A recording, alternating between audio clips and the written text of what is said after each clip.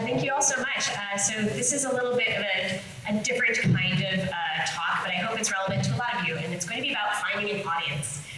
So I'm Darcy Ross. I'm from Monte Cook Games. I'm their community relations coordinator, and so I do a lot of social media and marketing and community management. Banana Chan, why don't you introduce yourself in case folks haven't met you yet? Hi again. I'm Banana Chan. I'm the owner and co-founder of Game and a Curry. It's a small box board game publishing company. I also do writing and development and design for other companies such as Renegade and John Wick Presents, which is now Chaosium. Do we want to go through Twitter handles and social media stuff? Yeah, we're gonna start with plugs because we've been forgetting plugs, and that makes me a bad marketer. So you can find me at Darcy L. Ross at most places, so at Darcy L. Ross. MonteCookGames.com is where you can find out more about Numenera, Invisible Sun, No Thank You Evil, the role-playing games that we make. And upcoming things that you should look forward to are Tallest is being brought back. It's a Dungeons and Dragons setting from back in the day that Monty made in this enormous, like 600 plus page book. It's really interesting and weird. It was a very beloved setting, and we are going to be bringing it to 5th edition and also Cipher System, which is my usual RPG of choice. So that's very exciting. You can find out more at ptolus5e.com. So tallest.5e.com. Awesome. And through Game and a Curry, we have 2 games that are out in the public right now. We have Judge Dredd Block War, which is a 2-player head-to-head card combat game. We also have Lair, which is a worker placement resource management game where players are supervillains building out a super secret underground volcanic lair. So if you're interested in either of those games, I have them on me, so they are available for purchase. And our next 2 games that we're publishing/releasing onto Kickstarter are Battle of the Boy Bands, which is a take-that drafting game where you're managing a boy band and you're trying to beat one another. And the other game that we're publishing is Jiangxi Blood in the Banquet Hall, which is a tabletop RPG where you're playing a Chinese family in the 1920s running a restaurant. Social media, you can find more information on myself or my games at Banana Chan Games on Twitter, Instagram, Facebook, all of that, or at Game and a Curry. So could folks raise your hand if you have brought a game this weekend to playtest? How many of you are playtesting something you made? Cool, that's great. How many of you have ever made a game or even a little piece of a game? So all of you plus some more. Okay, so we've got a number of people who are interested in the process of game making, and that's fabulous. What we want to really focus on today is equipping you with some tools you might not know about for structuring your marketing and your outreach once you have games that you're really trying to get in front of new people, trying to build an audience. I think a lot of us in the RPG industry come to have to market ourselves and market our games, and we're not classically trained to do it, right? And so I know that I really wanted to share some of the tools that I think were really influential and are helpful for structuring that process of getting your game out in front of people. So my goals today are that you should walk away with some sense of kind of timing, some good best practices, and some tools you might want to elect to use as you get your awesome games in front of people. So please ask us questions as we go. We're going to walk through a couple of phases and practices for you, but absolutely happy to make this more of a conversation. So raise your hand, and we'll try to leave about 20 minutes, or I guess 15 minutes at the end for Q&A. So there will be more even then. So when should people start thinking about marketing their game? So I think it sort of starts with demographics, right? So I'm going to touch on this briefly, but if you're making a game and you want to think about your audience, you should sort of think about, like, who's this for? Not just, is it for kids or is it for adults, but also diving deeper into, like, is it going to be for gamers, like board gamers, like traditional, like, gamer type people, or are you thinking like a broader audience? For Battle of the Boy Bands, as an example, we wanted something that would appeal to people who aren't just hardcore gamers. We wanted people who are into anime. We wanted people who love boy bands. We wanted to hit like the people who are interested in games such as like Dream Daddy, as an example. So it's sort of like you have to think about that as you're building this, this game or this project.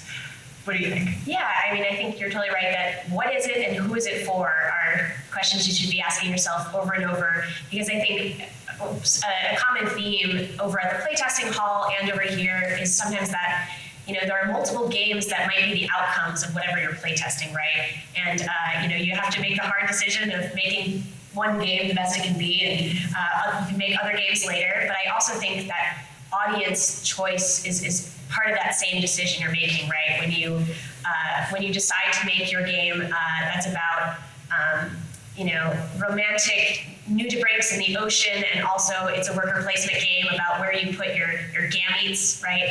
I think those are two games that I would play and maybe not together. And I think they have different demographics that are interested in it, right? The mechanics will influence who likes that kind of mechanical experience. The setting will influence who wants to see themselves in that world that you're building. So I think asking yourself, what is it, who is it for, is really important. And I think it's always delightful when these are all hypotheses, right? I think this is for, I am designing toward those people. But I think one of the unexpected fun of this later on is that once you are building an audience, you'll discover the kinds of demographics or the kind of people that you didn't realize you had made a great game for. So that's, looking at your demographics over the whole course of selling your game and getting it out there is really informative too. Yeah. I don't know if you've had that experience at all. Yeah, it's always delightful to see like a different group that you didn't expect get into your game or any piece of media. So like an example would be My Little Pony. Yeah, like totally. A lot of people that their target demographic was for little kids, but then it ended up being like this brony culture thing. And it also happened with cats. That's another thing. So now it's like, a cult following. It's gathered like a little cult following. Yeah. Like you never really know what to expect, but it's always good to sort of start with your base demographic and work from there. Absolutely. So I thought it might be useful for us to work through an example game as we go through some of the tools so that we can sort of put that into practice for you. So I think we're going to start with Dungeons & Dragons is a role-playing game that if you know about role-playing games, you've probably heard of Dungeons & Dragons. You probably know of Dungeons & Dragons even if you don't know what role-playing games are. So, you play fantasy elves and dwarves, and you're having cool adventures and finding treasure and beating up monsters. But it's coming out with a 6th edition that you've just designed. Congratulations. Yay. Yay. You're bad people. I think one thing that I might ask myself, we're going to focus just a little bit on the, you haven't released this yet. It's maybe the final form has been achieved for your amazing 6th edition Dungeons & Dragons game. But we haven't released it. We've brought it to conventions. Early playtesters have looked at it. There are probably a couple things that you want to be doing early on. Do you want to talk a little bit about what you might be wanting to do marketing-wise before you're really ready to release it onto the world? Yeah, so I would say definitely trying to find, we can go through like a quick SWOT analysis as well. Right. We can also go through, what else do we have in our notes? Yeah, I think one of the things that,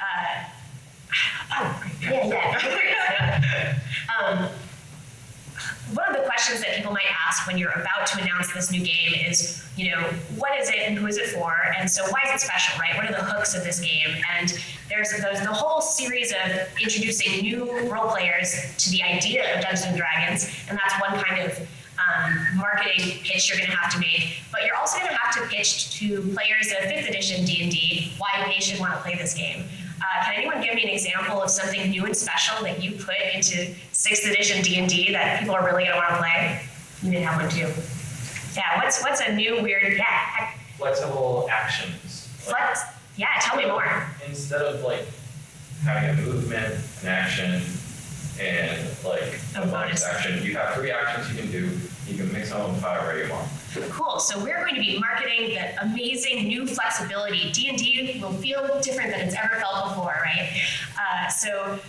you have a lot of experience pitching games to publishers and to talking about it in a lot of different ways.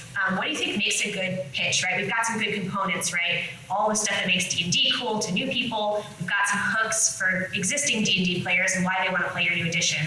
What do you think makes a good pitch as you're giving the short tweet length example to people? Yeah, so I think focusing on, if we're doing, D&D 6th edition, we should focus on what it already is, to appeal to like the people who are already into D&D, and also for like new players, say, if you're interested in what your favorite celebrities are playing, or like, people who are influencers who are now into D&D, check out this new edition, check out 6th edition, and sort of go from there.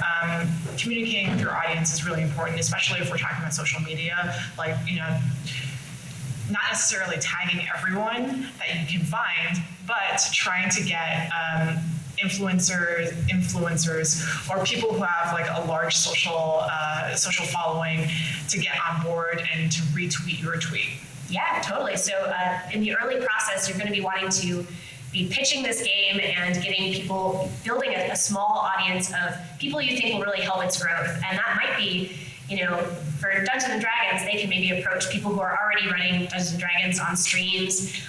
For a game that I might be designing, I think a lot about playtesters of mine who just letting them capture that wonder and excitement.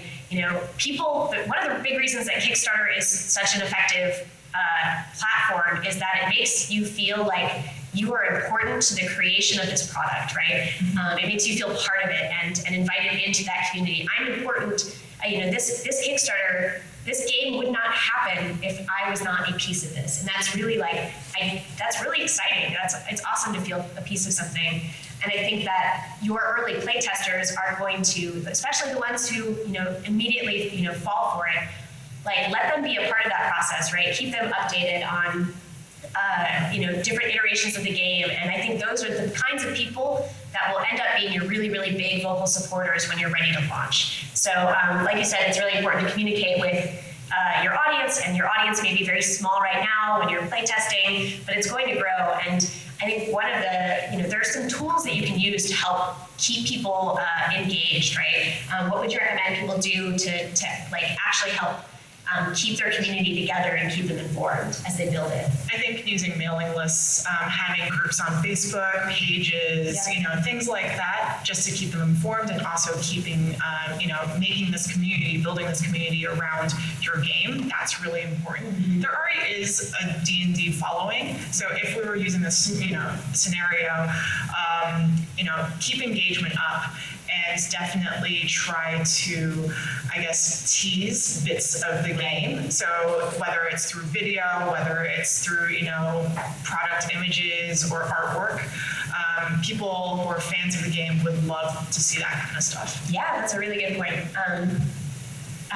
One of the other things, I saw that for Tessa, I was talking about a Board Game Week design diary that she was writing during the design of Wicked and Bookability. Bookability, thank you.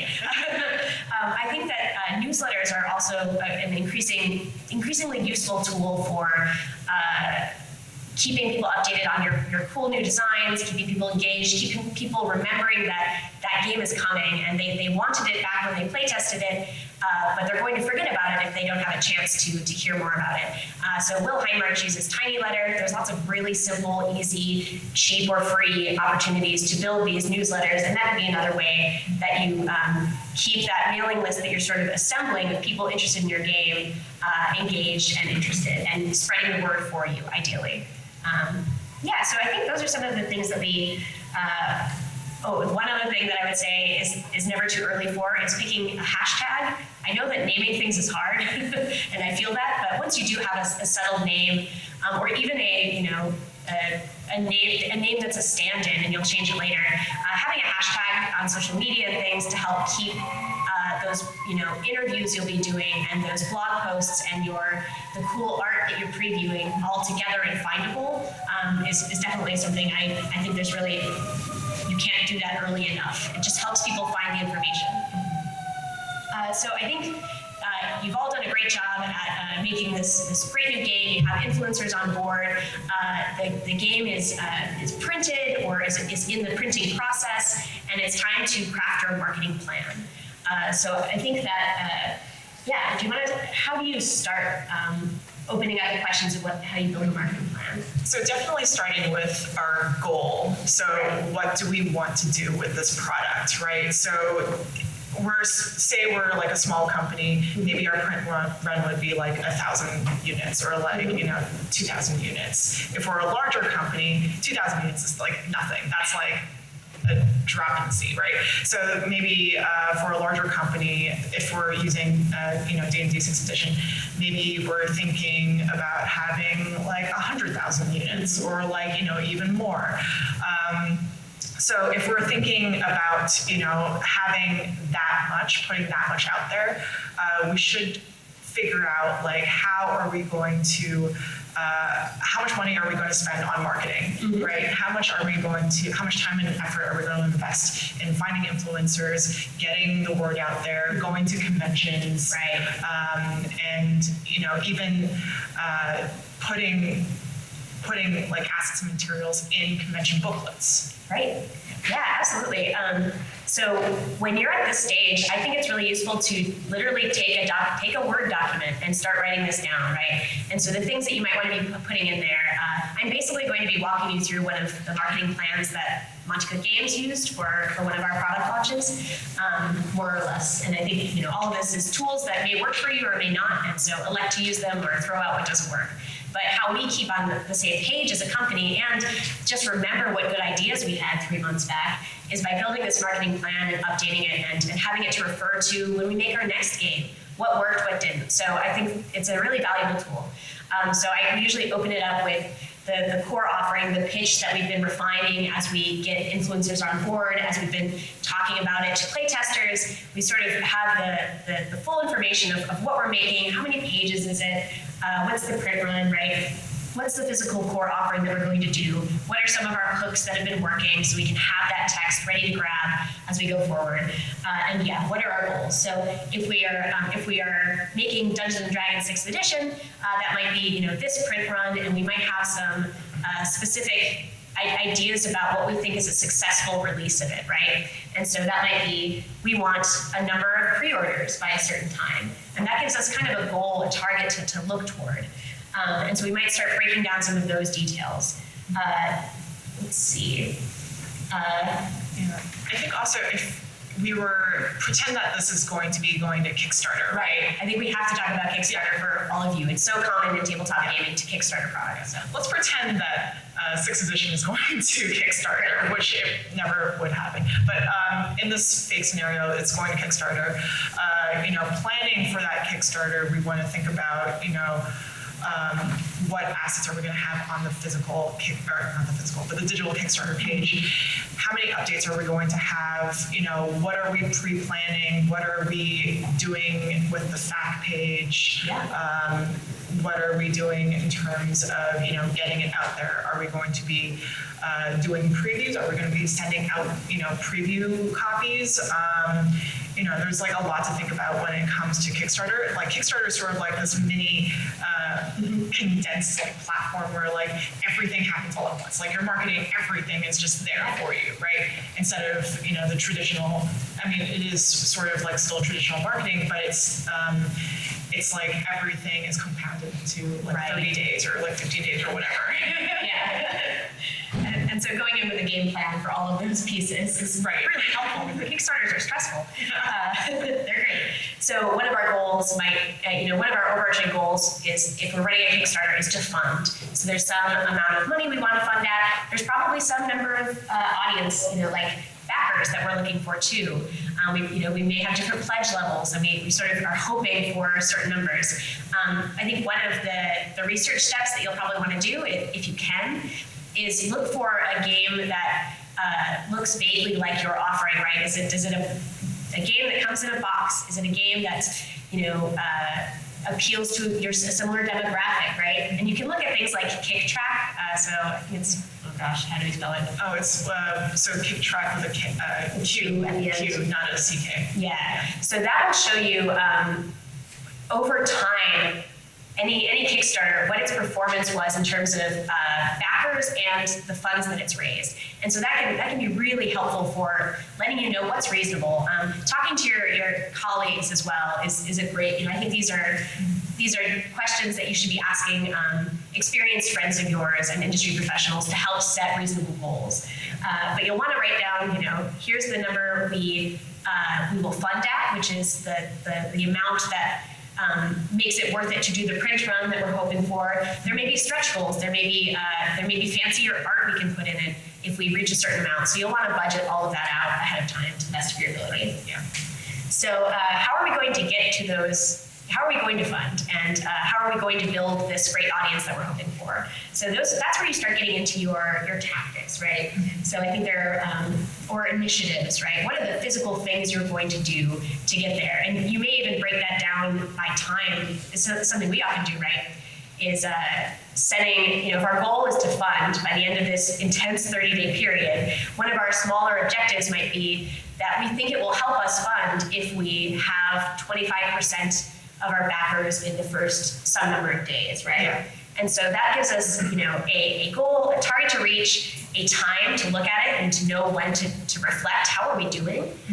And so those are really helpful to build out as well. So why don't we start talking about, as you scroll down on my marketing plan, you'll then see tactics. What are all the things that I do, the tasks I can put in my task list to help get us to those objectives, to help get us to that goal of funding?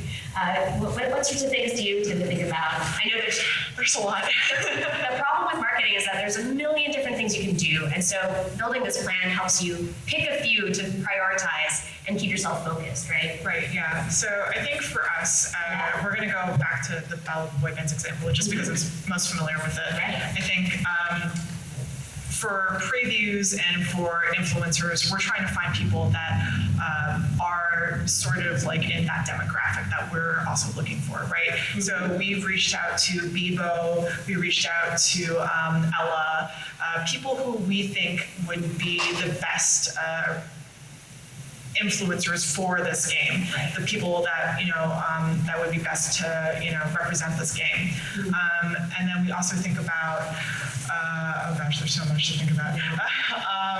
There's like when you reach out to an influencer, do you one of the things that helped me, I think, either reaching out to an influencer and or a streamer or a YouTube reviewer, some with even really small audiences can still be really powerful if it's the right demographic, right? Right. And so one thing that helps that process, other than awkwardly saying, "Hey, I have a game. You're a stranger to me. You might like it." Something that made that whole business a lot easier on both of our parts was building a little kind of press kit kind of thing. Yeah. And it's not fancy with what I do, but it has some assets, right? It has some cool pieces of art. It might have a few preview pages. It might have some quotes from playtesters, and it will have what's at the top of my marketing page, which is what is it and who is it for, and what's the hook, right? It's Dungeons and Dragons 6th edition, but with this incredibly new feeling, dynamic action system that will make it. Let's say it's making it even more accessible for new gamers, and it keeps things fresh for existing gamers. Yeah. So it would have that for the influencer to sort of evaluate and be able to speak intelligently on it. Is there anything else you do to sort of guide those people? They tend to be experts in reviewing board games and that sorts of things. So yeah, and they're also sort of like consultants in their own way. So it's sort of doubling in on, you don't have to go out of your way to find a consultant for a Kickstarter or for your marketing plan. You already have that influencer that can help sort of guide you through that. But it never hurts to have a consultant on board as well. Right. Another thing is that finding the right influencer or finding the right person to post for social media. You wouldn't go out of your way to find a wargaming person for a game like Battle of the Boy Bands, or say you have D&D 5th edition or 6th edition, and you want to find you probably want to find people like Matt Mercer to back it or talk about it. Right. You probably wouldn't want to find someone like. I can't think of anyone that would be a bad face for D&D 6th edition. But, yeah, you get my drift. Yeah. I think we had a question. Yeah. No, I was just gonna say a comment for those who might not have a lot of the web savvy to create their American page. They can check out dopresskit.com, and it's a free, you download the code, put it up on your website, and it's a separate page that basically does everything you did, just for people who are tech savvy. Oh, that's wonderful. And that's Do Press Kit. Do press kit. All together. Yeah. Thank you. That's another fun piece of this, is that there's constantly new tools that might be relevant to you or might be useful. And so I know that I've made friends with other people in my position, right? Community coordinators and marketers, because I think it's none of us have it all, right? And we're always learning new things. So sharing that knowledge base is, I think, a pretty healthy thing that is often happening in our industry, fortunately. Does anyone else have some ideas for a tactic they might deploy for 6th edition? So we've talked about reaching out to influencers. We have maybe a press kit that can probably be deployed to more other kinds of media, right? Whether it's websites or print media, print journalism. Yes, Ken. If it's D&D 6th edition or any kind of tabletop game, have actual plays that are already available so people can watch it and see what's great about it. Ideally, something that focuses on the sell point. So something where it's a big, crazy battle that would take forever in old clunky D&D with new, fast, flexible D&D, even better. Absolutely. And if you scripted it to do that, you don't know. Yeah. You're not the boss of me. And I think it's also good to leak little bits of the rules if it's a tabletop RPG. If it's a board game, then it's okay to just put all the rules up there because you're buying components, you're buying the game itself. But Pathfinder famously leaked all their rules. They released their playtest thing for free a year before the game came out. yeah, so I think it's cool to do something like that so that people get a sense of what the game is. Right. That's another way to communicate. Yeah, exactly. Absolutely. You got an idea? I mean, this is maybe focusing too literally on the idea of being a D&D 6th edition, so if it is, I'm sorry. But I feel like you would want to try to find influencers that are talking about or known for things that are maybe related to D&D in some way, but not necessarily Matt Mercer or somebody like that. If the Stranger Things kids play D&D. Yeah, that would be huge. Or obviously the show's not on anymore and everybody hated it last season. But if there was some kind of stream that was about Game of Thrones or something like that, some sort of fantasy related thing where somebody might potentially get sucked into this, rather than just kind of preaching to the converted. Right. So, yeah. And then something like that can also go onto news outlets like BuzzFeed or, I remember, the Try Guys on BuzzFeed. They were playing D&D for the first time.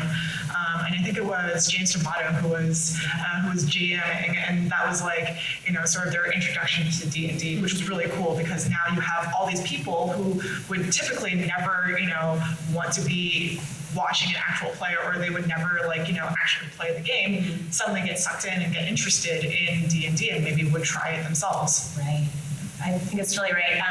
One of the things that, we talked about making, we probably have some art assets. We probably have some video of actual play that we want to point people to, but how do we get people to go there, right? So we make it up on our channel. Sometimes it can feel a bit like, how do I get outside my existing audience, right? Have my little core play testers, how do we push those limits? And I think kind of clever cross-promotion where it's an unusual audience that's just getting, that seems convertible but isn't directly just D&D all the time is a great way to do it. I also think that for lots of you have been prototyping your games and you've been printing out, little components and stuff. I think collateral is a big piece of it, right? If you go to a convention, having something you can hand somebody or a QR code they can scan, or having hey, we'll send you a free preview of the rules if you sign up for our mailing list so that we can let you know when it launches. I think, having some way to breadcrumb people to your stuff, right? It's not enough to make the good resources. You still then kind of have to market those resources, which can be exhausting. Yeah. And if you have the money for it, then definitely go, get some swag. Right. That I've found has been useful for us. What kind of swag have you made? Beach balls. Beach balls. Wonderful. Yeah, we host a small gaming convention in Atlantic City, so that's why we have beach balls. Wow. Yeah. That's great. great. That's really smart. I assume it got people very excited and talking about it. Oh yeah, absolutely. That's awesome. Been hit in the face with role-playing game advertising, you really know something. Oh yeah. Yeah, I think there are interviews. That is sort of one of the headers that we would probably put on our marketing plan of, who's talking about stuff related to RPGs and how can we get someone knowledgeable from the design team to talk about it, right? Web articles are a helpful resource that we build a lot too, which sometimes has like design diaries behind it, like Protessa did. One of the other pieces, I think we're going to touch a little on social media and some tiny bit of advice that we will not take a whole panel to talk about for you, but going directly, having whoever is, your community person or whoever has to do the majority of the marketing, going directly to forums and Reddits and Facebook groups that are not the ones that you built for your game and saying, hey, here's sharing a cool post that hopefully someone else wrote about your game, or talking about a cool mechanic. It can be hard to develop a voice for those things, and I think different voices are appropriate for different games and your own personality. But I think you'll find a sweet spot of I'm markety enough to have told the people what my game is and who it's for and why it's cool, while also sounding like a human doing it, because I think there's lots of scrolling that people are doing online, and so I think to the extent that you can be a little weird about it, or have a catchy piece of art, or have some part of your personality show through, that can be that can help you break through just being yet another marketing post on the big RPGs Facebook group, right? Yeah, and it's a lot to do with that's a part of branding, right? In the long term, this will help you develop your own brand voice, and that's sort of what you want to be known for. For example, I'm gonna go use Wendy's as an example, which is weird and sort of, I'm not gonna say problematic. I just said that. Cool. Yeah, scratch that. So Wendy's, they always have pretty social media savvy people behind the scenes. They talk to their consumers as if they were people, and they talk like they are people. They're like real people. They post things that are nerdy and geeky that influence the nerds into buying their product. Even with the role-playing game that they were doing, now everyone's all about it because they did something that was sort of off-brand, but kind of very cool. Right. Cool in the sense that, in this space, it's cool. This is a safe place for that. Yeah, it's a space, yeah. Two things I think that are on the end of that marketing plan, but not because they're unimportant, but because they're sort of always there and we can talk too much about them, are paid advertisements, right? So the Facebook advertising platform is probably the most used. It has a lot of tools for you. You can absolutely lose yourself in it, but there's also some best practices that you can read about, right? Unfortunately, that platform is constantly changing, but it means that so many people are using it, they're also writing guides, and they'll help you track those changes. So it is a helpful tool for getting the word out beyond your audience, right? You can pick audiences that the Panopticon of Facebook knows all about you, right? And so you can pick people who have the interest of I like battle boy bands on my Facebook page. Are probably people who like board games. By then, it was a Kickstarter product, right? It's supposed to be on Kickstarter on March 17th. Okay. So looking for people who like board games, but not necessarily. Mostly the people that we're looking for. And my only big piece of advice there is that when I first started messing around with Facebook advertisements, I kind of thought you had to go big or go home, right? Pick something, and will you even know if it had worked if you don't put enough money into it to where it's had a chance to be shown around to people. And I think that was the wrong move. I think actually what was a much more effective strategy is doing a couple of $5 advertisements, $5 boosted posts, and learning a lot about what's good about my pitch, what art are people vibing with, and which of these settings that I've messed around with seem to be working, what times of day seem to be working for me. So it's still it can be really overwhelming, but read some guides and don't think that you have to spend a lot of money to get actually some powerful output from it. Yeah, and also if you're posting, go online and look up what are the best times for posting. Yes. Maybe don't post at like midnight, EST or something like that. And also with Instagram, if you're using Instagram, tags are great. Tag people who or maybe not tag people, but tag topics or accounts that are similar to what you're posting. That's good intel. Thank you. And finally, when you laid out all your tactics, you've got this cool mailing list that you're all absolutely going to be assembling because it's so useful. You'll be sending out some of those. Hey, it's T-minus 7 days until the Dungeons and Dragons 6th edition Kickstarter. Get excited, right? You're going to send that direct email, which will remind everybody who's playtested it over the last year. Hey, it's finally coming. I got it on the ground floor. I'm special. I've been hearing about it first. And they'll be ready to tell their friends and point them to the landing pages and point them to the actual plays and all those cool breadcrumbs that you've put around. I feel like that's the big gong that we hit is when we send out those mailing lists because it's the audience you've already built that you're now welcoming to mobilize with you and getting excited for this product to come out. I also think what's really interesting is that we're seeing news outlets that we don't typically expect to cover games, right? Like Business Insider or it was like Forbes, CNN. Like they're starting to cover games. Of course, they're larger games, not like small indie stuff. But like if we were doing 6th edition, they would probably want to cover something like that and talk about it. That's such a good point. I think. I'm going to list 3 social media tools that are useful to me in case you are just getting started with social media, because I think that's been that's something I've been hearing from this crowd. TweetDeck is a game changer. It's free. It's a little web app, and what it lets you do is it lets you schedule tweets. Attach your art and get it all ready, time it to the best times to post on Twitter, and also it lets you set up columns where you're searching the hashtag so you can find out what the conversation is about your game and be watching for what people are saying and to signal boost really good articles that you find. So it's a really good little research platform, right? What are people saying about my game? What are people saying about other games? And letting me just schedule tweets so I don't have to sit on Twitter all the time, right? Hootsuite is a different one. Hootsuite's great, yeah. Hootsuite, yeah. So everything posts on all your different social media outlets. So say you have Twitter, Facebook, and Instagram, right? And you have this one post.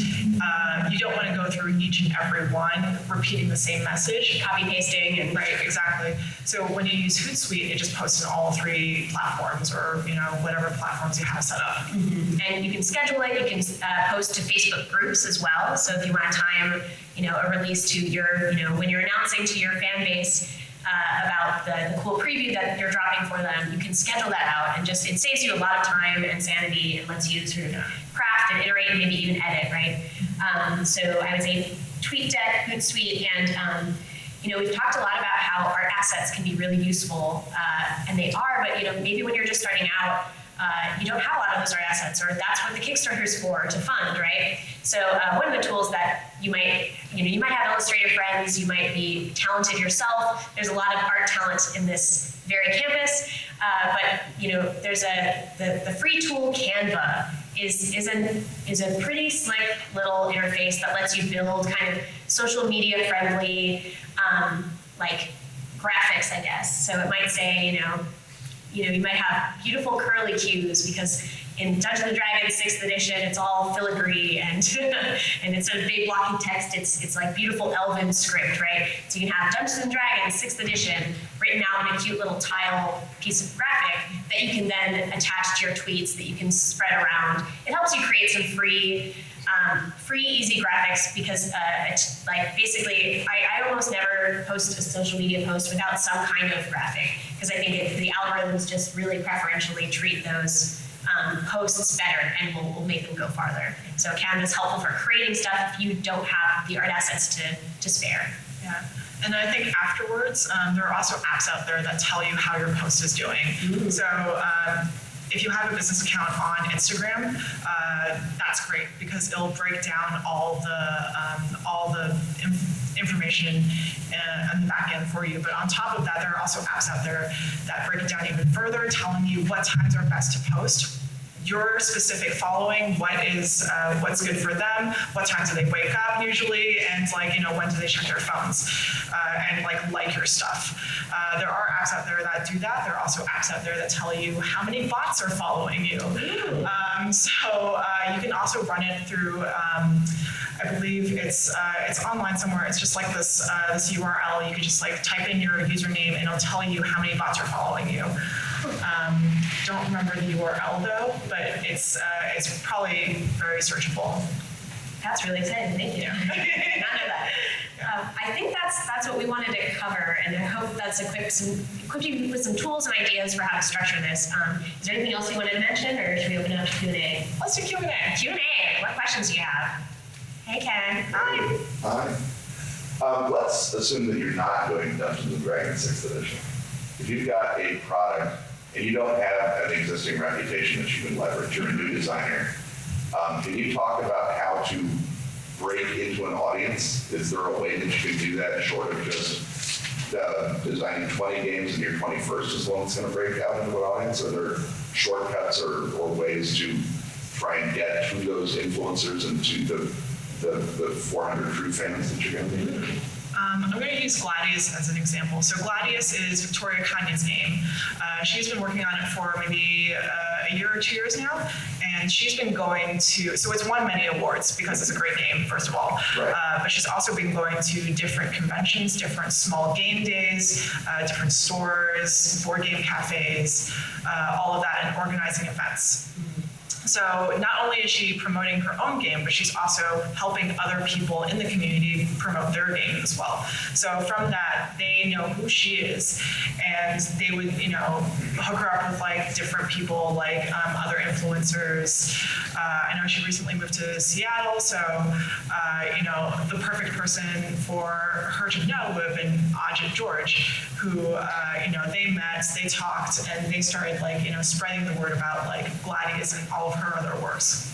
So it does take a long time, but I think trying to meet other people and trying to get the word out that way always helps. Yeah, I think that's a great answer.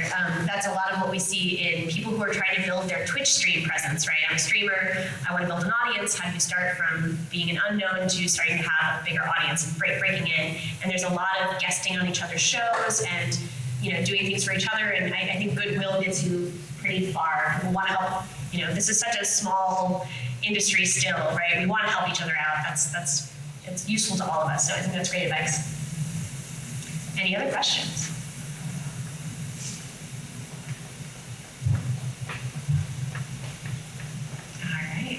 Well, I said that this is an industry of goodwill and information exchange. So I'm Darcy, and this is Banana, and you can come talk to us if you have other questions. I hope that all of you get your game designs beautifully advanced and developed and are soon to be building your own audience or continuing to build your own audiences. Thank you.